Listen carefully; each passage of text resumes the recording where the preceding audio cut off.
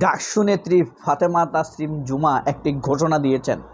এই ঘোষণার মধ্যে কিন্তু Sadiq Kayem, Farhad, S M Farhad, DUCSU GS, VP, তারপরে এবি জুবায়ের, মোসাদ্দেক, জুমা, এরা সবাই কিন্তু এখন চীন সফরে আছেন।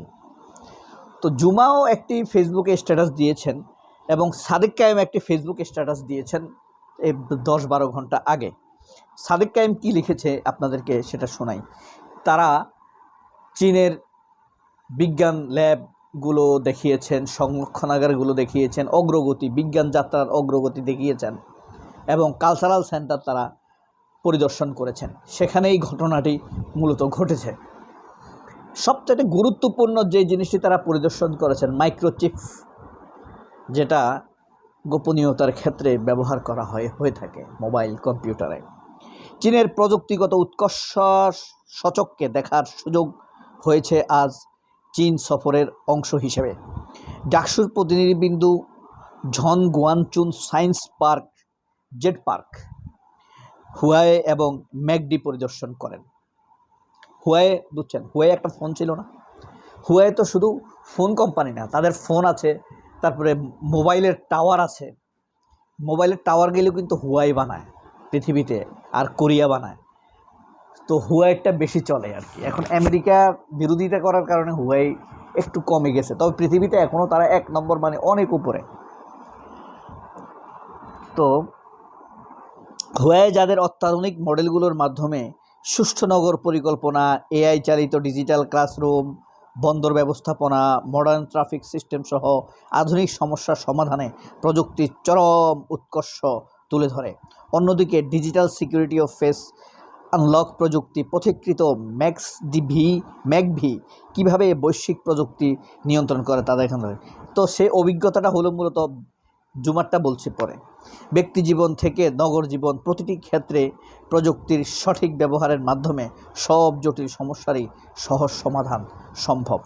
এই যে তারা চীনে প্রযুক্তি দেখছে, ঘুরে বেড়াচ্ছে। এই যে এবি জুবায়ের, তার পাশে কে, বাম পাশে দেখেন সাদিক কায়েম, দেখেছেন? এরপরে এই যে হুয়াইয়ের তৈরি পাজেরো, হ্যাঁ,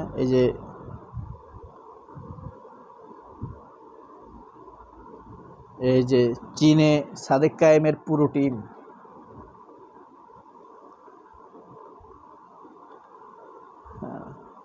এই যে হুয়াইয়ের গবেষণা ল্যাব, দেখতে পাচ্ছেন? বিস্ময়কর আসলে। চীন যে অগ্রগতি করেছে তা বিস্ময়কর, আশ্চর্যজনক। হ্যাঁ,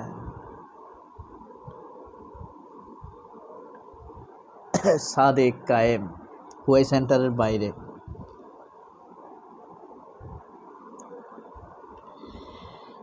তো এইভাবে তারা এবি জুবায়ের তার অভিজ্ঞতার কথা, সাদিক কায়েম তার অভিজ্ঞতার কথা বলেছে। এবি জুবায়ের কথাটা, আচ্ছা জুমারটা আগে দেখি না। এই যে জুমা, ফাতেমা তাসনিম জুমা, তিনি ঘোষণা দিয়েছেন, যে ঘোষণার কথা বলেছিলাম, হয়তো আমি চীনে এই 7 দিনের সফরে আমার সমস্ত অভিজ্ঞতা নিয়ে লিখতে যাচ্ছি। কিভাবে তারা তাদের ইতিহাস, সংস্কৃতি এবং ঐতিহ্যকে মহিমান্বিত করেছে। তাদের খাদ্য অভ্যাস সবচেয়ে গুরুত্বপূর্ণ। তাদের প্রযুক্তিগত অগ্রগতি সম্পর্কে লিখব। সেই পর্যন্ত এটা শুধু ঘোষণা যে আমি চীনে আছি। তো অর্থাৎ জুমা চীনে আছে, এসে সেখান থেকে সেই অভিজ্ঞতার কথা লিখবে।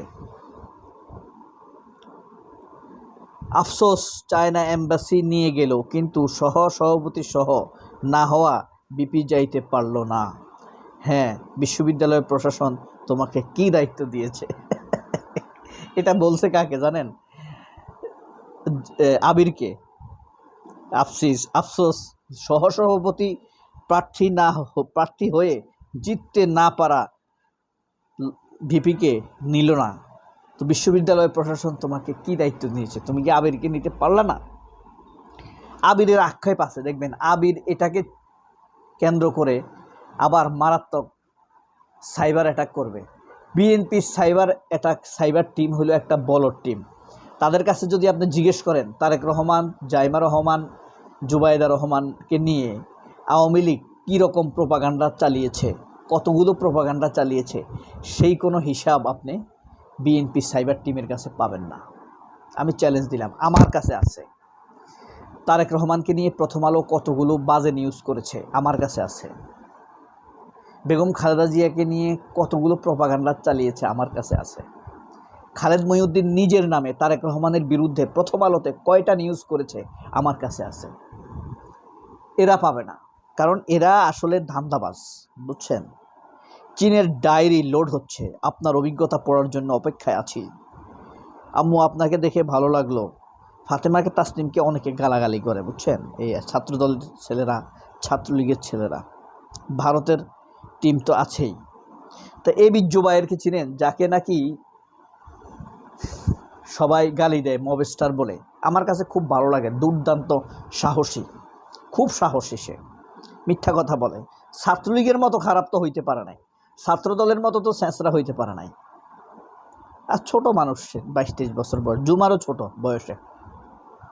আজকে চীনারা তাদের আপগ্রেড টেকনোলজির আমাদেরকে হাতে কলমে দেখিয়েছে। ড্রাইভারবিহীন কিভাবে গাড়ি চলে, এআই চালিত 5 জেনারেশন গাড়ি, শুরু থেকে গ্রিন এনার্জি। নতুন সাদেক কায়েমরা এখন 5 জেনারেশন গাড়ির বিস্ময়কর অগ্রগতির দ্বারপ্রান্তে। প্রযুক্তির দিক থেকে চীনারা যে কত দূর এগিয়ে গেছে তা নিজ চোখে না দেখলে বিশ্বাস করা কঠিন। সামনের বিশ্বে টিকে থাকতে হলে আমাদেরকে মধুর ক্যান্টিনে মারামারি আর নেতার গাড়ির পেছনে দৌড়াদৌড়ির কালচার থেকে বেরিয়ে এসে প্রযুক্তি ফোকাস করতে হবে। খুব সুন্দর কথা বলেছে জোবায়ের অসাধারণ কথা বলেছে। তারপরে চিকিৎসা, উন্নত চিকিৎসা, এআই চালিত গাড়ি, কৃত্রিম বুদ্ধিমত্তা, পরিবহন, ভীষণ লজিস্টিক সাপোর্ট, রোবটের ব্যবহার। কথায় আছে চীনারা আমাদের চেয়ে 70 বছর এগিয়ে। আপনি অবাক হবেন, অর্থনৈতিক একটা সমীক্ষায় রিপোর্ট করেছে, 23 সালের একটা ডাটা নির্মাণ করেছে গ্লোবাল ইকোনমিক ফোরাম। সেখানে বলেছে 60 জন ভারতীয় যা ইনকাম করে বছরে, 60 জন ভারতীয় যা রোজগার করে, একজন চায়না তা ইনকাম করে। চায়নাদের অগ্রগতি কোথায়? অথচ চায়নার স্বাধীনতা হয়েছে ভারতের পরে, বুঝতে পারছেন। 60 জন, 60 people of Indian earn how much? 1 Chinese earn equal.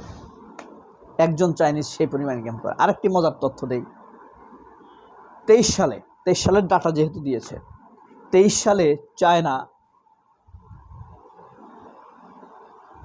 28 কোটি গাড়ি উৎপন্ন করেছে, অটোমোবাইল উৎপন্ন করেছে। এর মধ্যে হুন্ডা সহ অটোমোবাইল, গাড়ি, বাস শুরু করে প্রাইভেট কার, অটোমোবাইল 28 কোটি। ভারত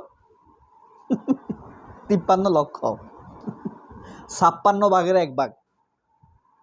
ভারতের কিসের ভয় পান? এদের কিচ্ছু নাই, এরা এখনো রাস্তাঘাটে পায়খানা করে ভাই।